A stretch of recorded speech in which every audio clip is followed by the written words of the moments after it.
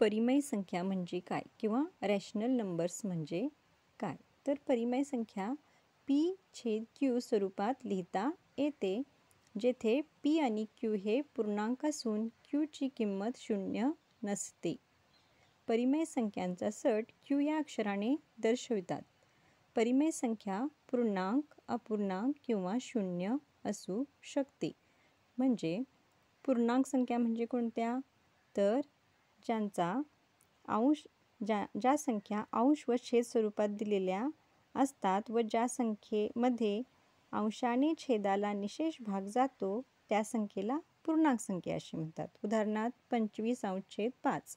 आता इथं छेदाने अंशाला निशेष भाग जातो. किंवा 27/9. तर 27ला 9ने निशेष भाग जातो.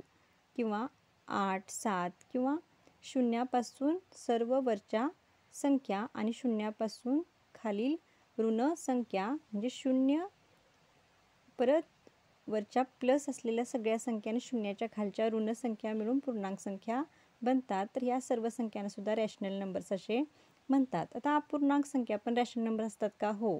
तर अपूर्णांक संख्यासुद्धा रॅशनल नंबर्स असतात. तर बघा त्यात कसं p/q या स्वरूपातच असतात, परंतु काय होते तर छेदाने अंशाला निशेष भाग जात नाही. तर पूर्णांक, अपूर्णांक आणि 0 या सर्व संख्यांना काय म्हणायचं? Rational numbers. थँक्यू.